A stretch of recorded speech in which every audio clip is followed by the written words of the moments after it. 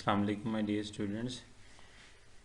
Today we'll talk about different issues involved in translation of any literary work under the title of the course, that is Pakistani Literature in Translation. By the way, today we see the process of translation, different issues involved in translation, and the significance of translation. And talking about the significance of translation, just try to understand that it is as important as it has been known as another separate discipline in literature. So translation is not only a translation nowadays, rather it is another discipline that is known as translation studies. So like other studies, it is a discipline. So for we see that how this discipline has been translated by one of the famous research scholars and writer, Susan Basnett. According to Susan Basnett, translation studies is exploring new ground, bridging as it does the gap between vast areas of stylistic, literary history, linguistics, semiotics and aesthetics.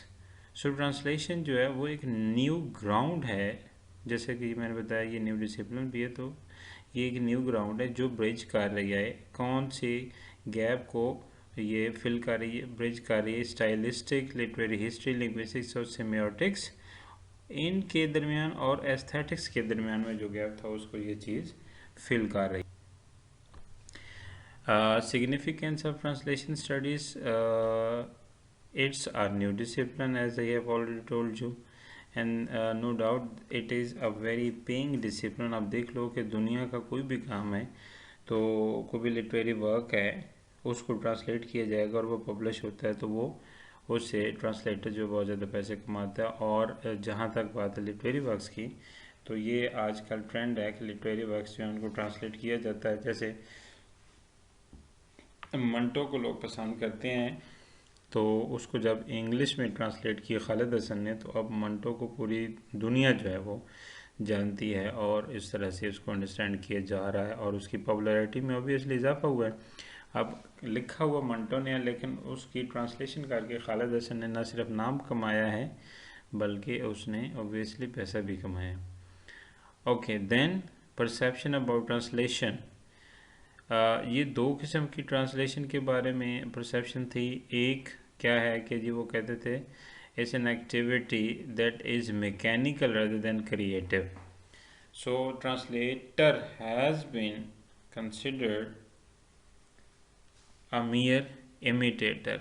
उसको imitator कहा जाता था, उसको artist कोई नहीं था मानता, क्योंकि वो समझते थे कि ये मैकेनिकल सॉर्ट ऑफ काम है, इसमें कोई क्रिएटिविटी इन्वॉल्व नहीं है.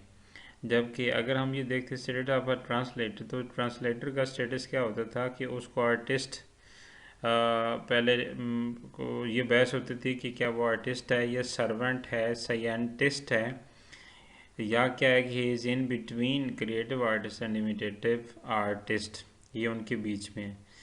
तो ये उसके ऊपर हमेशा से बहस होती आ रही है, लेकिन अब ये है कि उसको आर्टिस्ट माना जा रहा है. अच्छा, इसमें कुछ की टर्म्स भी इन्वॉल्व हैं, जैसे कि हम ये देखते हैं कि एक एस एल है और एक टी एल है. क्या है की terms involve in translation studies are, first one is source language known as S L and target language known as T L. तो सोर्स लैंग्वेज क्या होती है कि language in which any literary work was originally written.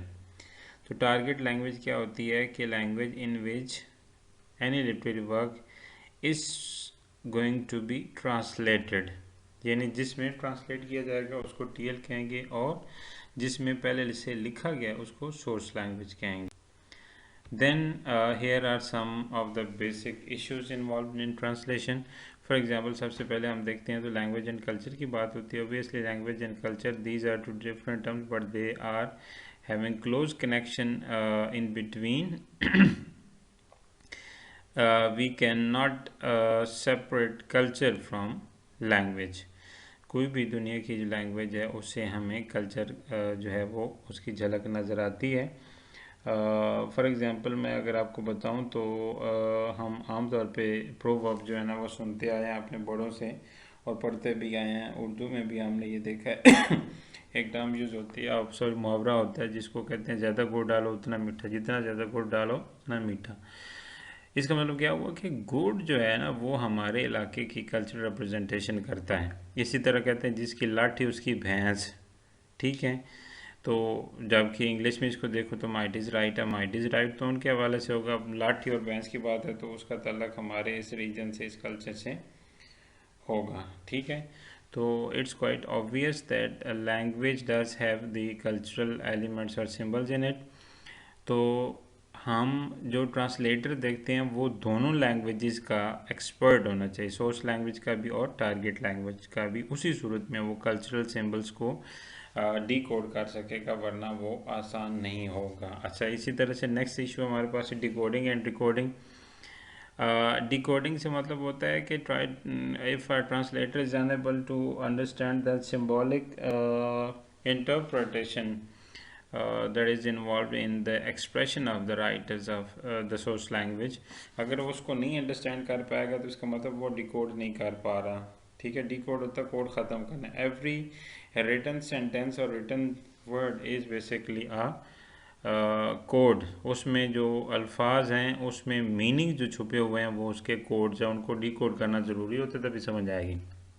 Then अगर उसको दोबारा translate किया जाता है तो इसका मतलब है कि उसको दोबारा से कोड दिए जा रहे हैं, उसको कहेंगे recoding. Coding and recording. So if any translator is unable to understand mean that he is unable to decode the message written in that language, then how can it be possible for him or her to encode it again, to record it? तो record करना उसके लिए आसान नहीं होगा। मैं यहाँ पे आपको एक सिंपल सा उर्दू के मुहावरा वो देता हूँ, एक्सप्रेशन है। कहते हैं कि बाग बाग हो जाना, कि यानी कि मैंने फ़लाँ का देखा तो मेरा दिल बाग बाग हो गया। अब उसको ये एक अमेरिकन ट्रांसलेटर था, उसने इसी एक्सप्रेशन को कैसे किया कि my heart become garden garden. तो ये जो है ना, this is not a proper translation. तो प्रॉपर ट्रांसलेशन इसकी क्या बनती है, उसे मतलब he was very much excited और एक्सट्रीमली हैप्पी।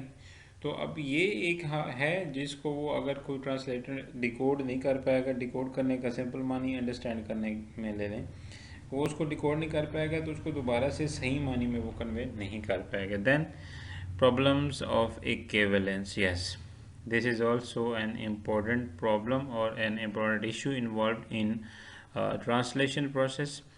तो ये लैंग्वेज की इनएबिलिटी है कि एक लैंग्वेज जो है वो किसी दूसरी लैंग्वेज में उस सारे जो इंटेंसिटी ऑफ मीनिंग है उसके साथ उसको ट्रांसलेट करना नामुमकिन हद तक मुश्किल है, ठीक है। फॉर एग्ज़ाम्पल ये एक फिक्रा यूज़ होता है कि जी कल दो तरह के होते हैं। अब उसको इंग्लिश में आप ट्रांसलेट करोगे तो obviously it's a tough task कि उसको किस तरह से आप ट्रांसलेट कर पाओगे, ठीक है। गुजरा हुआ कल जो है वो यस्टरडे, आने वाला कल टुमारो है, ठीक है। तो आप उसको क्या कहोगे, कल दो तरह के होते हैं, it is not that easy. फिर ये है कि वो हम उसके करीब तरीन जो एक्सप्रेशन जाता है हम उसको देखेंगे, ठीक है। वो करीब तरीन एक्सप्रेशन जो है वो क्या बनता है, the tenses are of two types, इसके अलावा कोई और सूटेबल नहीं बनता, right. Then we have another issue that is loss and gain. क्या हम जब ट्रांसलेट कर रहे होंगे किसी एक लिटरेरी वर्क को किसी दूसरे में, तो हम कोई उसके मानी में, उसके सेंस में, उसके मैसेज में हम नुकसान तो नहीं कर रहे हैं, या वो जितना कुछ हमें उसमें से चाहिए था वो ट्रांसलेटर उतना कुछ गेन कर रहा है। देन अनट्रांसलेटेबिलिटी, कुछ एक्सप्रेशन ऐसे होते हैं कि जिनको ट्रांसलेट नहीं किया जा सकता, तो उनको किस तरह से डील किया जाएगा, ये भी एक इशू है। तो उसके लिए ये है कि वो उसके करीब तरीन चाहते हैं कि जो पॉसिबल हो। Then here are three different types of translation. First one is intralingual translation, उसको रीवर्डिंग भी आप कहेंगे। तो इसके समझने के लिए नीचे मैंने कुछ एक एक्सप्रेशन यूज किया, वो क्या, interpretation of verbal signs by means of the same language. यानी वर्बल साइंस से मतलब वो अल्फाज हैं, यानी अल्फाज के मानी जो उसकी इंटरप्रिटेशन में हम यूज़ करते हैं वो क्या होंगे, bye means of the same language. जैसे लफ्ज़ इंट्रा है ना, विद इन वन के सेंस में आता है, ठीक है। अच्छा जी, इसी वजह से उसके लिए रिवर्डिंग के वर्ड यूज़ हुए हैं। Then interlingual translation mean proper translation, it means interpretation of verbal signs by means of some other language, जैसे उर्दू से इंग्लिश में, इंग्लिश से उर्दू में, राइट। देन इंटरसिम्योटिक ट्रांसलेशन में, इसको ट्रांसम्यूटेशन भी कहते हैं। It means interpretation of verbal signs by means of non-verbal sign system, ठीक है। जो कि सिम्योटिक स्टडी जो होती है वो होती है साइंस और सिंबल की स्टडी को कहते हैं। इसमें जो है वो नॉन वर्बल साइन सिस्टम जो है उसकी ट्रांसलेशन या इंटरप्रिटेशन जो है वो इसमें इन्वॉल्व होती है। ऑब्वियसली वो भी वर्बल यानी जिस जहाँ पे अल्फाज इन्वॉल्व हों वहाँ उसको भी ट्रांसलेट करना आसान नहीं है, तो लेकिन जहाँ नॉन वर्बल साइंस उनको ट्रांसलेट करना है, it is really a tough task. So here are different forms of translation like imitation, paraphrasing and metaphrasing.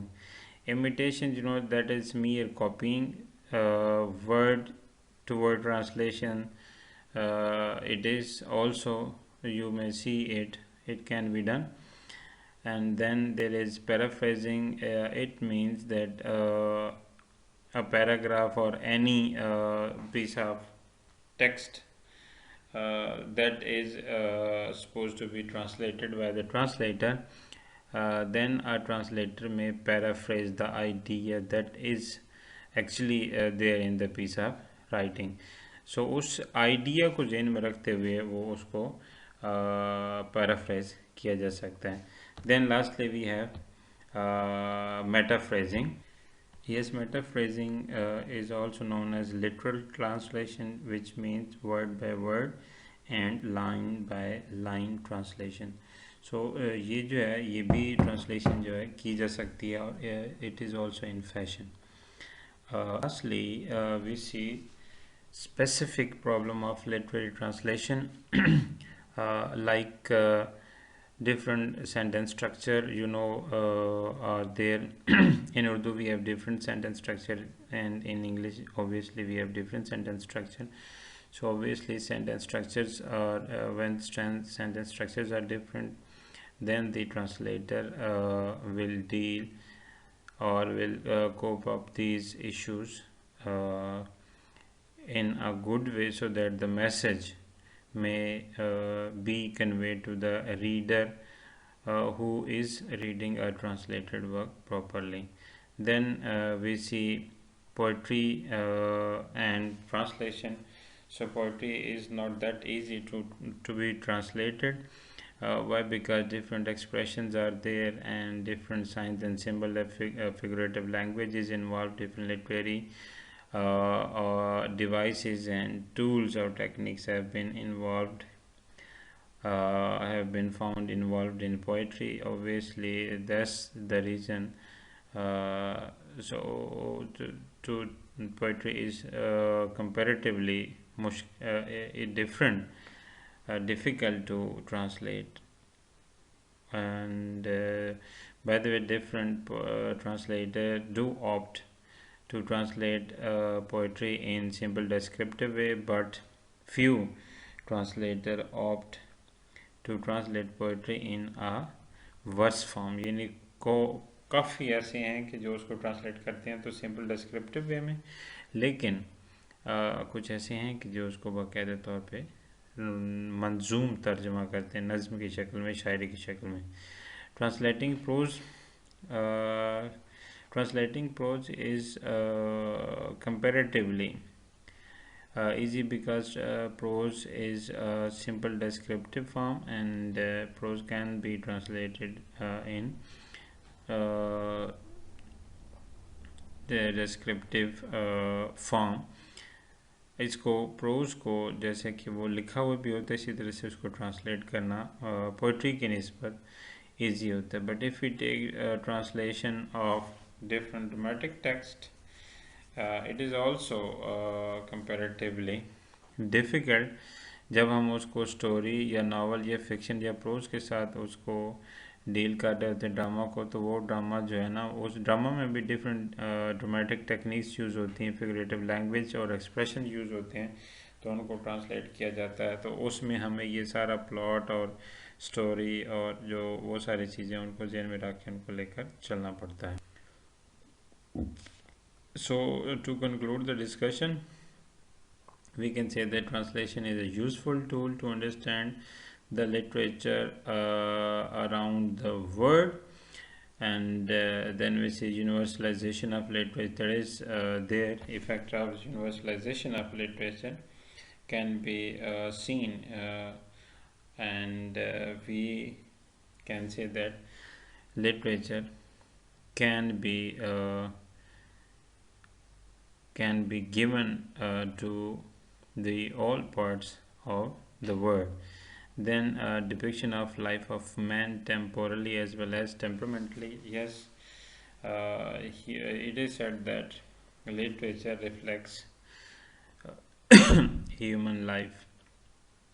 So if we see translated works, then it means that all the literary works or literary pieces are, if are translated in different languages of the world, then obviously human life is depicted successfully, covering different time and different temperament of the humanity. So this is all about today. If you have any questions, you may put in form of comments. Thanks.